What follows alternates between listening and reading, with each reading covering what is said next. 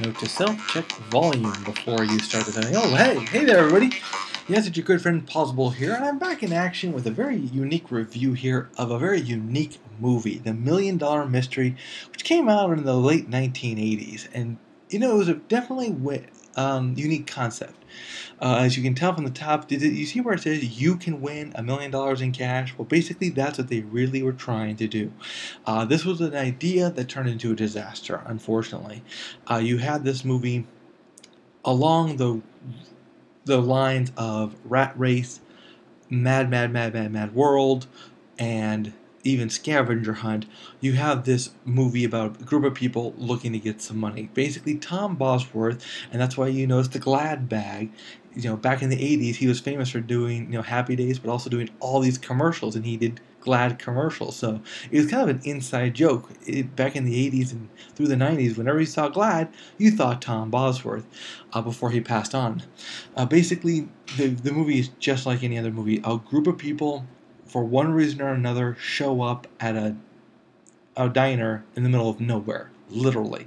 I mean, there's not even a gas station nearby. There's just this diner. So they all pull in, they go into the diner to grab something to eat or go to the bathroom, look into their gift shop, whatever. Tom Bosworth shows up, and he's actually an ex-CIA agent who stole all this money. $4 million to be exact.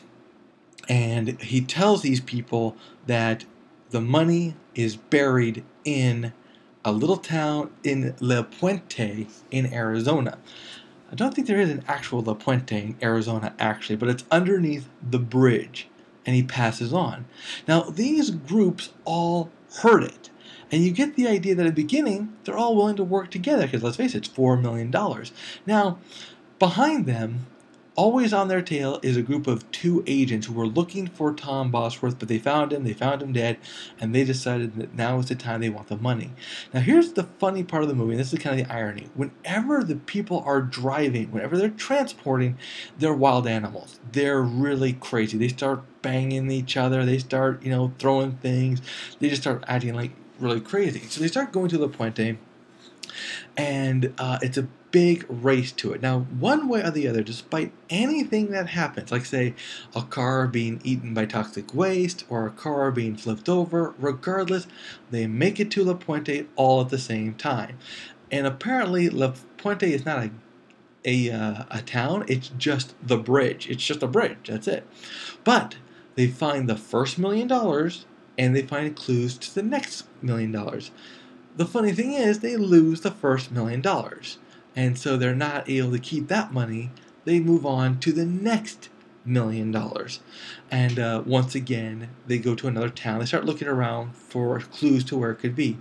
This is one of the big areas where the movie falls apart. For some reason, for no reason whatsoever.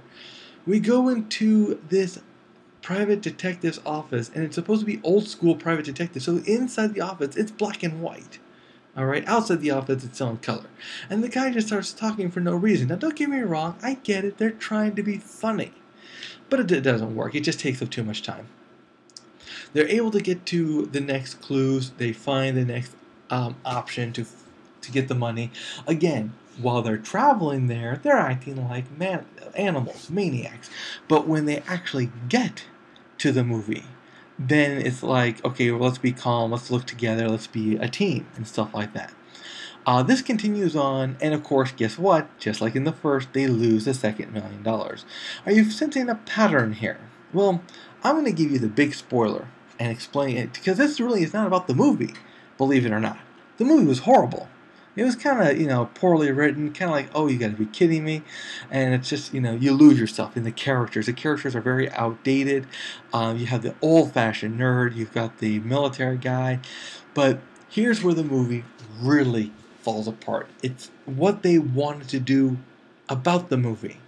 You see, you have all the cliches. You have the newlywed couple. You've got the family. You've got the brother and sister who've been running a diner the whole time and want to get out. You have all these people making trying to do this rat race here, and they're adding people as time goes on. When they finally get to the third one, again they lose it. And then they have an idea that they might see the fourth one. And while they're going for the fourth one, that's the end of the movie. Because it doesn't end with them getting the fourth one. It ends with you getting a chance to get the fourth one. There was in real life now, we're not talking about the movie anymore, this is real life, there was supposed to be $1 million hidden somewhere. Someone found it. And my phone goes off. Someone found it. And they didn't tell anybody about it. So somehow, some way, somebody took that $1 million and left. They just abandoned all hope. They abandoned everything. And they just took off. Now someone else went through the pain of solving the riddles and actually finding where the money was supposed to be. But there was no money there. Now you have to understand that $1 Million Mystery was also one of the biggest flops, if not the biggest flop in movie history.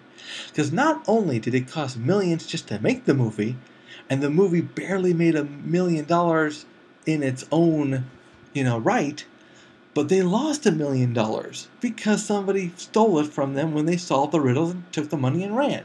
And then they had to pay another $1 million because somebody actually, sued them because they went through the clues, the money wasn't there as promised, and so somebody wasn't true to their word. Therefore, they said, "Hey, you owe me the $1 million." And so it's like, okay, we'll pay you. So they lost $3 million at least, $2 million mostly, because $1 million didn't get made back, $1 million was stolen, and $1 million was lost. An experiment, but an experiment that failed ultimately. It was not funny. However, one thing that you should note is that this is a theme that's been used over and over again. The Simpsons used it when they made their one of their shows about the cat burglar. It's so funny. They did in the last 5 minutes of the show what most people took a whole movie to do. Actually, it wasn't even that. It was like 3 minutes. Rat Race. Daredevil, the comic book. When I was a kid in the 90s, there was this Daredevil comic book where Daredevil, a guy told these villains that there was grease, millions of dollars worth of grease somewhere hidden, and that they could find it if they only knew to look under such and such. I forget it now. I still own it. I should read it again, try to find it. But this never really takes off. And I'll tell you why. It's too simplistic. Clues, and then no more clues, just, answers. That's it. Well, I guess they should do better with character development. Stick to the fundamentals of making a movie before you put in all this other stuff. But that's it for me today, guys. I hope you enjoyed this little history lesson. Hope you learned what to do, what not to do when making a movie. You take care now, and we'll see you next time.